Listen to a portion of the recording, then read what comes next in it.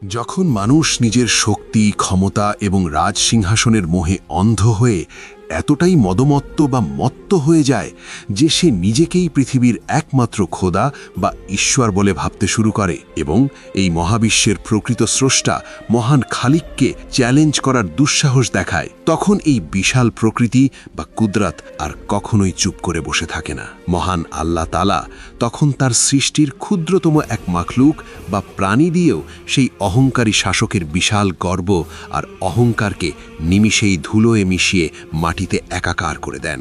এটি প্রকৃতির এক অমোঘ নিয়ম। আজকের এই কাহিনীটি হল নমরুদের, যে ছিল প্রাচীন বাবেলের এক বিশাল এবং শক্তিশালী সালতানাতের মুকুটহীন এক দুর্দান্ত প্রতাপশালী বাদশাহ। তার শাসিত সেই শহরটি সোনা, রূপা এবং বেপরোয়া বিলাসিতা ও শান শওকতে সর্বদা জ্বলজ্বল করত। নমরুদ যখন তার বিশাল রাজসিংহাসনে বসত, তখন হাজার হাজার কৃতদাস, দুর্ধর্ষ ফৌজি সালার বা সেনাপতি এবং বিচক্ষণ উজিররা ভয়ে ও ভক্তিতে তার সামনে সিজদায় লুটিয়ে পড়ত। নমরুদ দম্ভ করে বলতো, আমিই হলাম তোমাদের খোদা, আমি মানুষকে জীবন দান করি এবং মানুষের মৃত্যুও আমি কেড়ে নিই। একদিন নমরুদের রাজদরবারে তার রাজ্যের সবচাইতে বড় এবং দক্ষ নজুমি বা জ্যোতিষী হাজির হল। সে অত্যন্ত ভীত কণ্ঠে বলল, হে জাহাপনা বাদশাহ, আমি নক্ষত্রের গণনা করে দেখেছি যে অতি শীঘ্রই এমন এক পুরুষ বা বালকের জন্ম হতে যাচ্ছে যে আপনার প্রচলিত ধর্ম ও বিশ্বাসকে পুরোপুরি বাতিল ও ধ্বংস করে দেবে। এই কথা শুনে নমরুদ ক্রোধান্বিত হয়ে তৎক্ষণাৎ হুকুম জারি করল, যাও, সারা রাজ্যের সব মানুষকে এই ঘোষণা দিয়ে দাও যে আমার এই সালতানাতে আজ থেকে কোনো পুরুষ যেন তার স্ত্রীর কাছে না যায় এবং কোনো নারীর সাথে ঘনিষ্ঠ না হয়। কিন্তু মহান আল্লাহর দেওয়া ফয়সালা ছিল অটল ও অপরিবর্তনীয়। নমরুদের এত কড়াকড়ির মধ্যেই হজরত ইব্রাহিম আলাইহিসসালামের মাতা গর্ভবতী হলেন। দিন দিন তার সেই গর্ভ লুকানো প্রায় অসম্ভব হয়ে পড়ছিল। তাই যখন সন্তান ভূমিষ্ঠ হওয়ার বা বেলাদাতের সময় ঘনিয়ে এলো, তখন তিনি নমরুদের সৈন্যদের হাত থেকে শিশুটিকে বাঁচাতে লোকচক্ষুর অন্তরালে একটি নির্জন পাহাড়ি গুহার ভেতরে চলে গেলেন। সেখানেই রব্বুল আলামিনের অশেষ রহমতে ও হুকুমে নবী ইব্রাহিম আলাইহিসসালামের জন্ম হল। সন্তান প্রসবের পর মা নিজের কলিজায় পাথর বেঁধে সেই নব্যজাত শিশু ইব্রাহিমকে একটি কাপড়ে সুন্দর করে পেঁচিয়ে সেই গুহার ভেতরেই একা রেখে দিলেন। গুহার প্রবেশপথ বা মুখটি তিনি একটি বিশাল ও ভারী পাথর দিয়ে শক্ত করে বন্ধ করে দিলেন এবং অত্যন্ত নিভৃতে ও খামোশভাবে নিজের বাড়ির দিকে রওনা হলেন, যাতে নমরুদের কোনো গুপ্তচর বা কোনো মানুষ এই গুপ্ত কথাটি টের না পায়। গুহার সেই গভীর নিস্তব্ধতা ও অন্ধকারের মাঝে মহান আল্লাহ তাআলা শিশু ইব্রাহিমের রিজিকের জন্যে তার নিজের হাতের বৃদ্ধাঙ্গুলি থেকেই দুধের নহর জারি করে দিলেন। শিশু ইব্রাহিম দীর্ঘ ১৩ বছর পর্যন্ত সেই অন্ধকার ও নির্জন গুহার ভেতরেই বড় হতে থাকলেন। ১৩ বছর অতিবাহিত হওয়ার পর একদিন তার মা তাকে সেই গুহা থেকে বের করে নিজের বাড়িতে ফিরিয়ে নিয়ে এলেন। তখন ইব্রাহিম আলাইহিস সালাম ১৩ বছরের এক কিশোর হয়ে উঠেছিলেন। যখন আজার বাড়িতে ফিরে এলো এবং কিশোর ইব্রাহিমকে দেখল, তখন সে অবাক হয়ে বিস্ময় ভরা চোখে জিজ্ঞেস করল, এ কে, যে এই কঠোর নজরদারির সালতানাতেও আজ পর্যন্ত জিন্দা বা জীবিত বেঁচে রইল? এ কে এবং কিভাবে নমরুদের হাত থেকে বেঁচে থাকল, যেখানে খোদ বাদশাহ নমরুদ পুরো রাজ্যে কড়া নজরদারি ও তল্লাশির হুকুম দিয়ে রেখেছিলেন?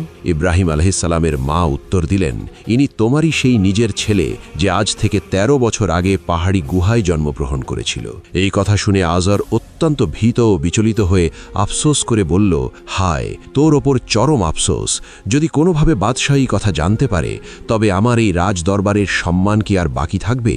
বাদশাহ তো আমাকে শেষ করে দেবে। উল্লেখ্য যে উলামায়ে কেরাম বা বিজ্ঞ আলেমদের মধ্যে এই বিষয় ইখতিলাফ বা মতভেদ রয়েছে যে আজর কি আসলে হযরত ইব্রাহিম আলাইহিস সালামের গর্ভজাত পিতা ছিলেন, নাকি তিনি ছিলেন তার চাচা অথবা নানা। আজর তখন খুবই পেরেশান বা চিন্তিত হয়ে পড়ল। সে কোনোভাবেই বুঝতে পারছিল না যে এই বিস্ময়কর বাচ্চার সাথে এখন কি করা উচিত। কিন্তু যখনই সে তার সেই নিষ্পাপ ও জ্যোতির্ময় সন্তানের দিকে নজর দিল, তখন তার হৃদয়ের গভীরে এক অগাধ ও বেখতিয়ার ভালোবাসার সঞ্চার হল। আজার ছিল বাদশাহ নমরুদের একজন অত্যন্ত বিশ্বস্ত উজির এবং বাবেলের প্রভাবশালী ব্যক্তি।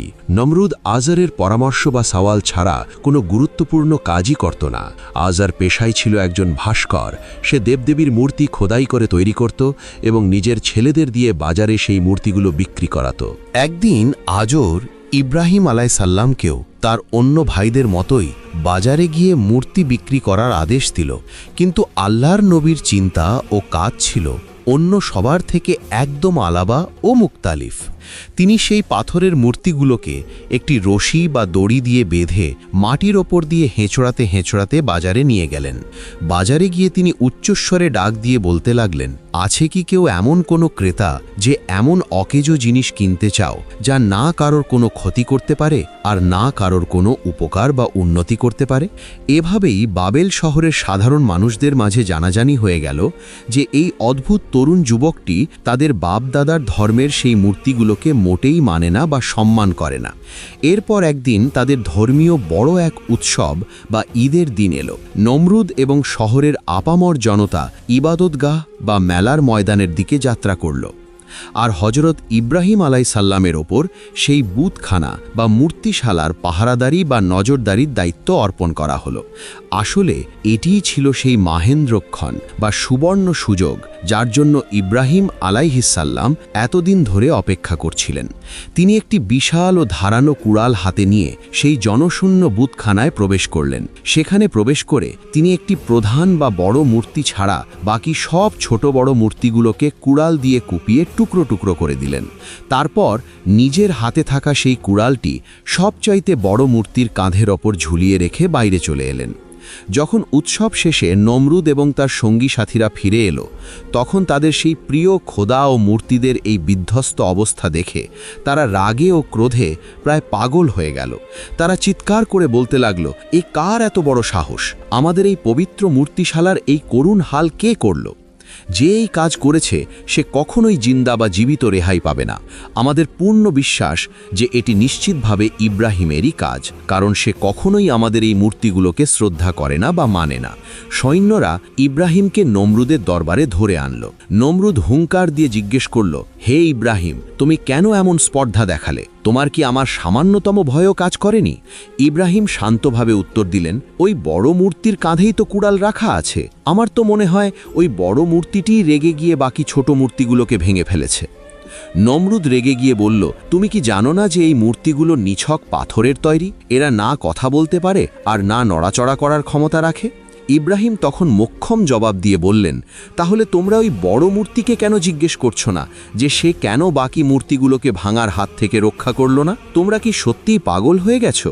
যে বস্তু নিজেই নিজের কোনো উপকার করতে পারে না, দেখতে পারে না এবং নিজেকে হেফাজত বা রক্ষা করতে পারে না, সে কিভাবে তোমাদের খোদা হতে পারে? এরপর নমরুদ প্রচণ্ড ক্ষিপ্ত হয়ে তার সিপাহীদের হুকুম দিল যেন একটি বিশাল ও ভয়াবহ অগ্নিকুণ্ড জ্বালানো হয়। তারপর সেই নির্দেশে একটি পর্বতসম বিশাল আগুন জ্বালানো হলো, যার লেলিহান শিখা ও উত্তাপ মাইলের পর মাইল দূর থেকেও স্পষ্টভাবে অনুভূত হচ্ছিল। এখন সমস্যা দেখা দিল যে এই বিশাল আগুনের কাছে কেউ পৌঁছাতে পারছে না, তাই ইব্রাহিমকে আগুনের ভেতরে ফেলবে কিভাবে? তখন তারা শয়তানের প্ররোচনায় একটি মিনজানিক বা ক্যাটাপল্ট তৈরি করল। সেই যন্ত্রের সাহায্যে ইব্রাহিম আলাইহিসসালামকে হাত পা বেঁধে আগুনের মাঝখানে ছুঁড়ে ফেলা হলো। কিন্তু তখন মহান আল্লাহ তাআলা সেই আগুনকে এক অলৌকিক হুকুম দিলেন। আল্লাহ বললেন, হে আগুন, তুমি ইব্রাহিমের জন্য শীতল বা ঠান্ডা এবং শান্তিদায়ক ও সালামতিওয়ালা হয়ে যাও। যখন নমরুদ কিছুক্ষণ পর দেখল ইব্রাহিম আগুনের মাঝখানে অক্ষত অবস্থায় বসে আছেন, তখন তার চোখ বিস্ময়ে কপালে উঠল। সে অস্ফুট স্বরে বলল, হে ইব্রাহিম, এই আগুনের শিখা কেন তোমাকে স্পর্শ করল না বা পোড়াতে পারল না? এসব অলৌকিক কাণ্ড কিভাবে সম্ভব হলো? নবী ইব্রাহিম আলাইহিসসালাম উত্তর দিলেন, এটি কেবল আমার মহান পরওয়ারদিগারেরই কুদরত ও মহিমা, যার কাছে কোনো অসম্ভব বলে কিছু নেই। সময় অতিবাহিত হতে থাকল, কিন্তু নমরুদ এরপরও আল্লাহর ওপর বিন্দুমাত্র ঈমান আনল না, বরং নিজের সেই খোদাই দাবির ওপর অটল থেকে নিজেকেই খোদা মনে করতে থাকল। একদিন নমরুদ হজরত ইব্রাহিম আলাইহিসসালামকে পুনরায় জিজ্ঞেস করল, হে যুবক, তোমার আসল খোদা বা রব আসলে কে?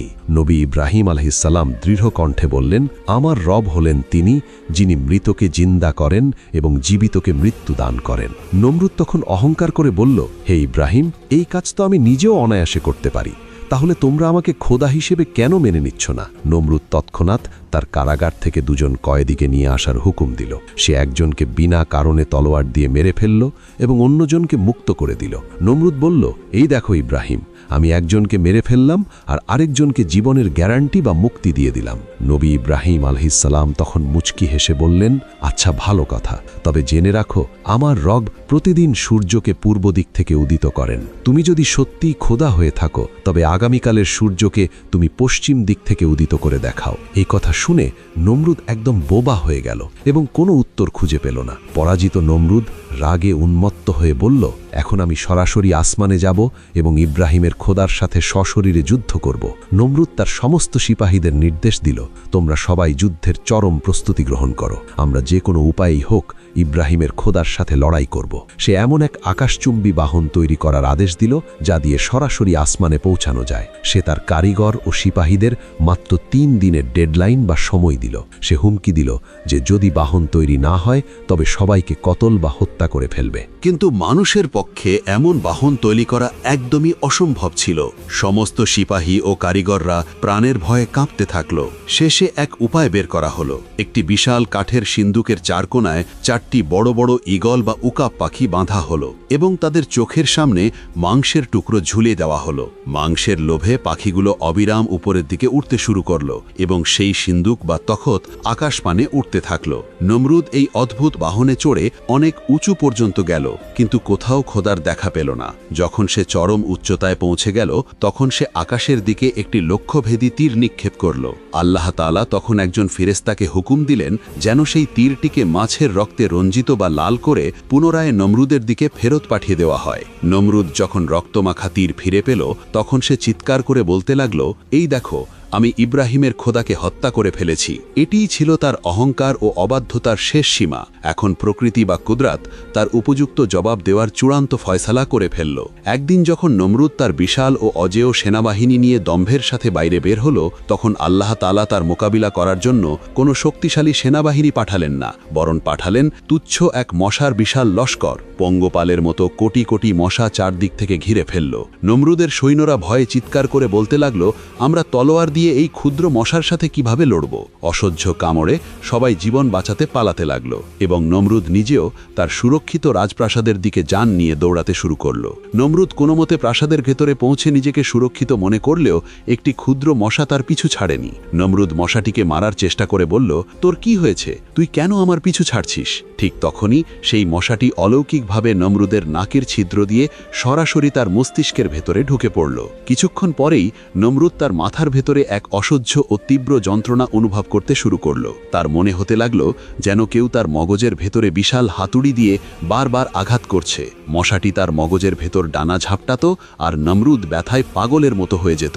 সে প্রাসাদের ভেতরে পশুর মতো চিৎকার করত, দেওয়ালে নিজের মাথা ঠুকত এবং যন্ত্রণায় মেঝেতে গড়াগড়ি খেত। সে চিৎকার করে তার খাদেমদের ডাকত এবং বলতো, আমার মাথায় জুতো দিয়ে মারো, আরও জোরে মারো। আশ্চর্যের বিষয় হল, যখনই কেউ চামড়ার জুতো দিয়ে নমরুদের মাথায় সজোরে আঘাত করত তখনই সে কিছুক্ষণের জন্য একটু স্বস্তি বা আরাম পেত, কিন্তু কয়েক মুহূর্ত পরই সেই ভয়াবহ যন্ত্রণা আবার ফিরে আসত। এভাবে দিনের পর দিন অতিবাহিত হতে থাকল। নমরুদের রাজকীয় ঘুম, আরাম, শান্তি এবং সেই আকাশচুম্বী অহংকার সবই একটিমাত্র ক্ষুদ্র মশার একটি আঘাতেই ধুলোয় মিশে গেল। কখনো সে কনকনে শীতে প্রাসাদের বাইরে নগ্ন পায়ে দৌড়াত, কখনো বা আর্তনাদ করত। কথিত আছে যে নমরুদ দীর্ঘ বহু বছর ধরে এই ভয়াবহ আযাব ও শাস্তিতে লিপ্ত ছিল এবং তার দম্ভ পুরোপুরি ধুলোয় মিশে গিয়েছিল। অবশেষে একদিন অসহ্য যন্ত্রণায় সে নিজের হাত দিয়েই নিজের মাথা পিটতে পিটতে মাটিতে লুটিয়ে পড়ল। রাজকীয় খাদেমরা দৌড়ে গিয়ে দেখল যে ততক্ষণে তার নিঃশ্বাস চিরতরে বন্ধ হয়ে গেছে। যেই নমরুদ খোদ খোদার সাথে যুদ্ধ করার স্বপ্ন দেখেছিল, আজ সে সাধারণ মানুষের মতোই নিথর দেহ হয়ে মাটিতে মিশে গেল। এভাবেই সেই প্রবল প্রতাপশালী বাদশা, যে নিজেকে খোদা দাবি করত, একটি অতি সাধারণ মশার মাধ্যমে এক চরম অপমানজনক পরিণতির শিকার হল। এই ঐতিহাসিক পরিণাম শুধুমাত্র নমরুদের জন্য ছিল না, বরং এটি কিয়ামত পর্যন্ত আসা প্রতিটি সেই অহংকারী মানুষের জন্য একটি চরম বার্তা বা নিদর্শন, যারা নিজেদের শক্তি ও ক্ষমতার উপর ভিত্তি করে তুচ্ছ দম্ভ করে। এটি প্রমাণ করে দিল যে কোনো মানুষের হিমালয় সম বিশাল অহংকারকে চিরতরে মিটিয়ে দেওয়ার জন্য কখনো কখনো একটি ক্ষুদ্র মশাই যথেষ্ট। তো বন্ধুরা, দেখলেন তো আল্লাহর সাহায্য আর সত্যের শক্তি কত বড়।